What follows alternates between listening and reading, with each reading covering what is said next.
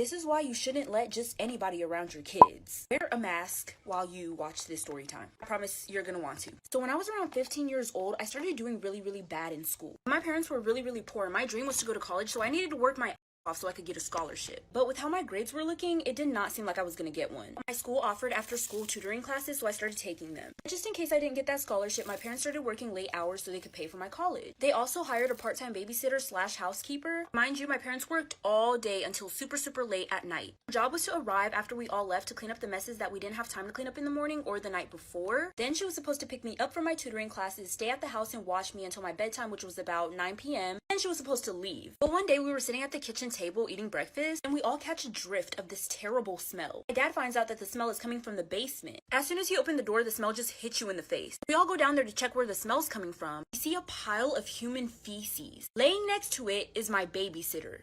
So we go to check out the smell in the basement, and there my babysitter is, laying next to a pile of her own. My parents wake her up and everyone's covering their mouth and nose with our shirt. I go upstairs because the smell. I let my parents deal with literally. I hear my dad yelling at her and telling her to get out. She explains that she used to be a full-time nanny and she has nowhere else to go because they kicked her out. On the floor, who the kick her out? She says she did that because she gets really bad anxiety at night and can't go upstairs or we would hear her and wake up. Just because you have anxiety does not give you the right to.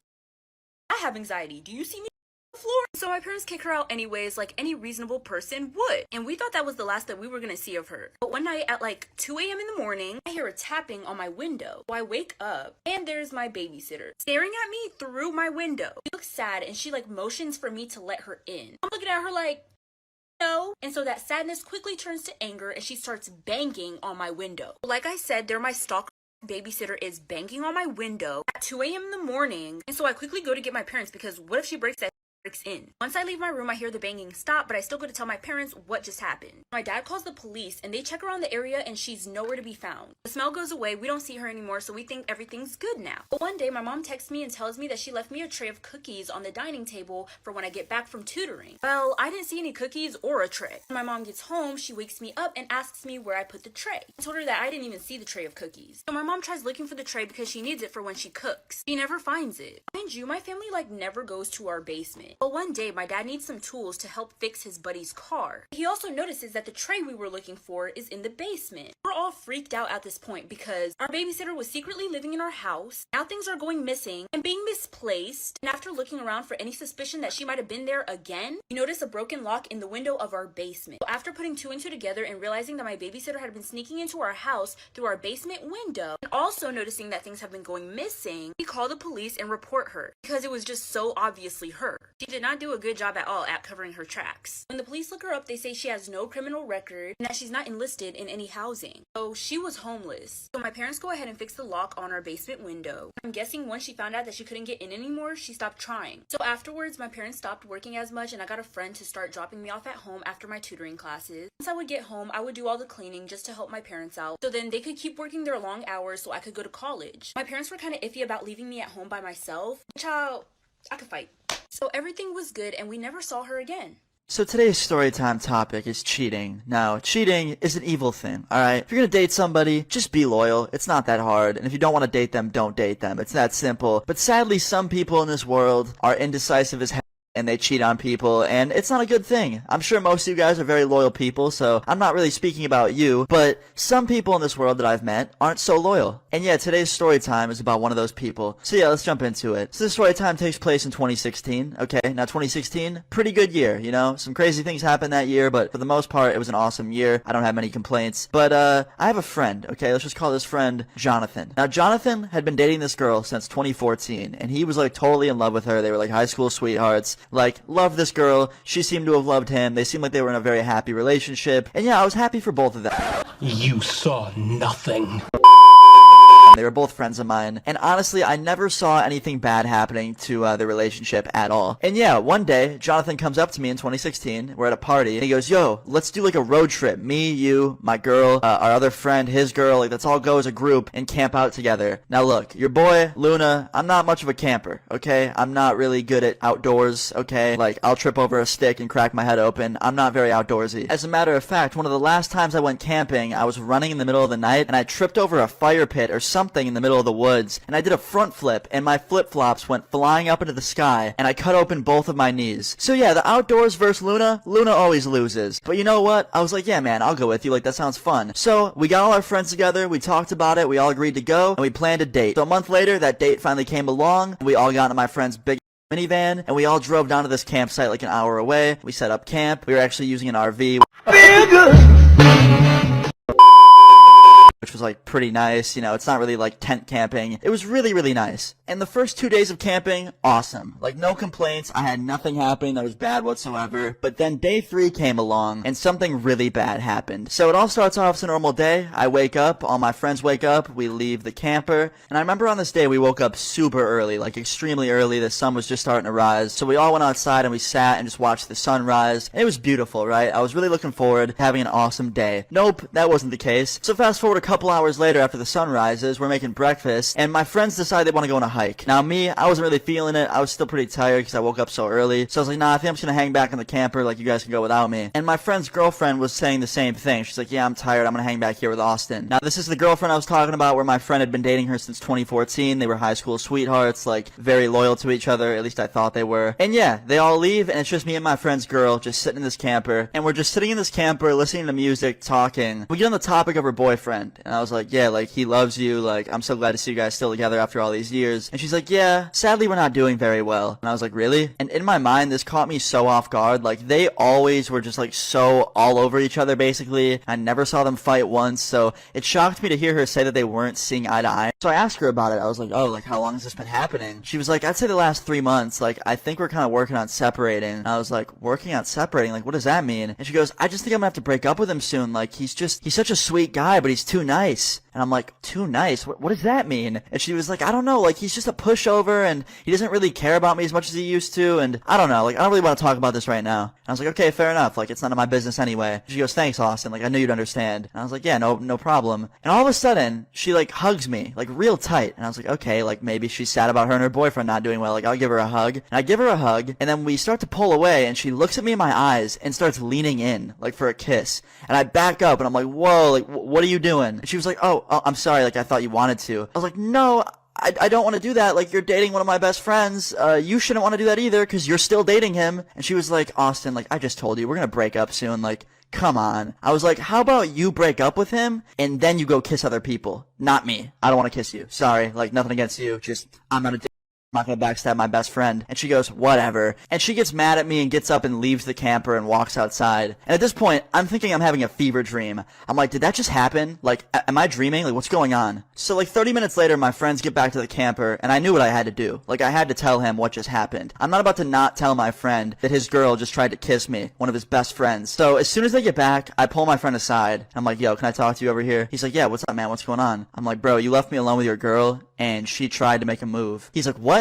Are you joking? And he starts laughing. He thinks I'm kidding. I was like, dude, no, like, she literally tried to kiss me, and it was right after she said that you guys were having relationship troubles or something like that. And he's like, bro, you gotta be kidding right now. Like, you joking? I was like, dude, I'm not joking. Like, she literally tried to kiss me. And he starts getting mad at me. He's like, dude, don't me right now. Like, if you're with me, I'm gonna be pissed. I'm like, homie, I'm not with you. Like, your girl tried to kiss me. And he goes, alright, let's bring her over then. So he calls her over, and I just know it's about to be the most awkward thing ever. And she walks over, and she's like, hey, what's up, baby? And she has like this fake smile on and everything. And he goes, did you just try to kiss Austin earlier? And she goes, what? No? Austin, what are you saying? And I'm like, oh no, absolutely not. You are not about to lie on me like this. Like, you definitely tried to kiss me, and you're just lying right now. You literally told me you guys were about to break up, and then you went to kiss me. And she goes, Austin, I don't know what you're thinking, but like, you're so wrong about this. I literally gave you a hug. That was it. And I was like, actually, no, you little liar. You tried to kiss me, and when I pulled away and said no, you were like, Austin, we're gonna break up anyway. Like, come on, don't backstab my friend like this. And my friend, poor little Jonathan, didn't know who to believe. He keeps looking back and forth at me and her, and he's got his hands on his head, and like, you could just tell he was stressed out. And finally, he comes to a conclusion of who to believe. He goes, listen, like, Austin, you've been my best friend for years. Like, you know, like, we're day ones, and I gotta believe you on this. And that shocked me. I did not think he was gonna believe me. I was like, oh, thank. And he goes, yeah, so pack your get out of here. And she goes, what? He goes, you can take my car back to my house, get your car, and then leave. And she goes, you're really gonna believe him over me, your girlfriend? And he goes, yeah, I am. Why would Austin lie about that? Which is true, like, he has a point. Why would I make that up for no reason? And yeah, she just completely breaks character. She goes, alright, fine, I did try and kiss him, because you suck. And she starts yelling at my friend, telling him he's friend, and they started to argue, and I immediately broke them up from arguing. I got in between them, and I was like, look, listen, you guys are broken up now, like, stop arguing. You go back home, go kiss whoever you want now I don't have to cheat anymore, have a good life. And you, Jonathan, like, go back to the RV, like, chill with our friends for a bit, try and calm down, I'll be in a second. And she goes, whatever. She walks away, grabs her stuff that she needs, and then goes to Jonathan's car and takes off driving. And yeah, he was being nice. Like, the fact that he let her take his car back to his house to get her car, like, he didn't even need to do that. And Like, if I just found out that somebody was trying to cheat on me, or they did cheat on me, I would not let them take my car back to get their car. Like, I'd just be like, alright, walk home. So yeah, after this, Jonathan just went back to being single. He was pretty sad for quite a few months about, you know, his girl being a cheater, basically, and he wasn't happy about that. But over time, he got better, and he found someone else that was way better for him, and they're still together to this day. So yeah, moral of the story is, be loyal, and if someone's not loyal to you, then they weren't the one to begin with. So yeah, guys, hope you enjoyed this story time and found it to be interesting. If you did, please leave a like on the video. I'd really appreciate it. Feel free to leave your story times in the comments down below, and subscribe if you're new. See you all later. Peace. Today's story time, in my opinion, is a pretty crazy one. I'm gonna start this off by saying, don't go to school and fight. I'm gonna get the moral of the story out of the way first. Moral of the story is, don't be like this girl that I'm about to talk about in this story time. Definitely not a good idea. But yeah, today's story time topic is high school and a fight that I witnessed that was not like any other fight. It was an insane one, and specifically it involved two girls, but not just two ordinary girls, a girl and a teacher. Yeah, let's just jump into this. So this story time takes place in 9th grade. Yeah, 9th grade. It all starts off as a normal morning. I'm sitting in class, first period, just doing my work. And you know, like any other school day, I was tired as hell in the morning, just very low energy, wanting the day to go by faster. And on this day, we had a substitute teacher, okay? And she was a girl. But the thing about this substitute teacher is I could tell immediately that she took no shit. Like, a lot of the time when a class gets a substitute teacher, they kind of just like out in class and not take it seriously because they think that they can't get in trouble. This lady was a different type of substitute. Like, I could just tell she took no. Like, if anyone messed around with her, she would not hesitate to throw their. So I just kept my mouth shut because I was kind of on thin ice at this point. It was my first year of high school and I got into a little bit too much trouble than I would have liked to that year. So yeah, I wasn't trying to get in any more trouble because if I did, I might get moved to another school. So yeah, I was just trying to be good that class and, you know, not get in any trouble. And then this one girl walks in late to class. She was 20 minutes late. She walks in. Let's just call this girl Victoria, okay? Victoria had an attitude on her every single day, whether it was a substitute or a regular teacher. She was always mad mean to them. She was kind of mean to everybody. I remember one time I tried to borrow a pencil from her, and I was like, hey, can I borrow a pencil? And she turns around, gives me an absolute death stare, and then just laughs in my face and turns back around. Like, what kind of evil is that? It's like she's a Marvel supervillain. So anyway, she comes into class really late, and the substitute goes, who are you? She goes, my name's Victoria. She goes, well, you're late, Victoria. And Victoria goes, I don't care. And Victoria just sits down at her desk and pulls out a bagel from her backpack wrapped in foil and starts eating it. And I'm thinking to myself, like, where the hell did she just get a bagel from? Like, she really just spawned a bagel. Anyway, the substitute teacher walks over to Victoria and goes, what'd you just say to me? And Victoria goes, I don't care that I'm late. Now get the out of my face. And the substitute goes, what'd you just say? And she goes, you heard me, I'm not repeating myself. And the substitute was not having it. She literally pulls a chair up right next to her, sits down, and looks her right in the eyes, probably like an inch away, face to face, and goes, how about I give you detention? Then we can spend it's just getting ridiculous.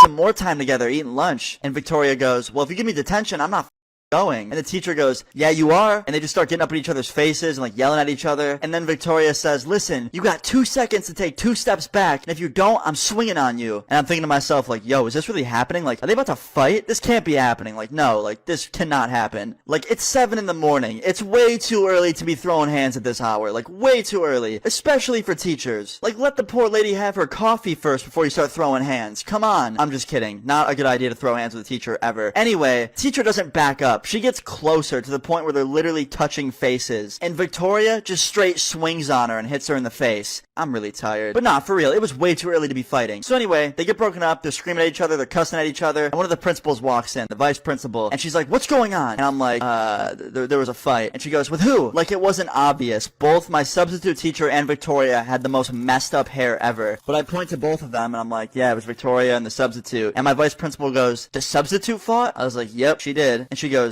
really? I was like, yep, I'm just as shocked as you are. And she goes, okay, well, get back to work. I sit back down, I go back to doing my work, just, you know, minding my own out business, you know, being unproblematic, and the vice principal brings the substitute teacher and Victoria up to her office so they can go talk about what just happened, and she leaves us with the security guard in the room just to monitor the class for the rest of class. And yeah, since he wasn't a teacher, he was like, yeah, just stay quiet, go on your phones or something, listen to music, like, you only have a little bit of class left, so, you know, just relax for the rest of it. And yeah, so everything after that was a pretty normal day, but I find out the next day that Victoria got 2 weeks of suspension, and the substitute could never work at our school again. I don't know if she wasn't allowed to work at other schools as well, but full story on my YouTube channel, link in bio. And in my head, I'm like, yo, this cannot be happening right now. And everybody jumps up out of their chairs and runs up to the front of the room to watch what's happening. And yeah, a full-blown fight breaks out between Victoria and our substitute teacher. And I'm just in shock. I'm like, this is not okay at all. And immediately, as soon as the fight breaks out, everyone starts making a bunch of noise and like screaming and yelling. And one of the security guards in the hallway heard this. And we had our door open so he could see in the classroom. So he runs in immediately and starts breaking up the fight. But the problem was, there was one security guard and 2 girls fighting. So it took him a lot of force to break them up. It took him probably a good 30 seconds to get them separated. So that entire time, they were basically fighting like with him in between them. It was just the most like insane situation. So anyway, the security guard breaks them up, but it doesn't end there. The whole time they're broken up, they're cussing and screaming at each other from across the room. And I'm just thinking to myself like, yo, how is this happening right now at 7 o'clock in the morning? Like, how are these people not tired? Like, if someone tried to walk up on me at 7 in the morning and try to start a fight, I'd be like, hey man, like, can we get a rain check on this? Can we do this later today? Like, Bye, sisters.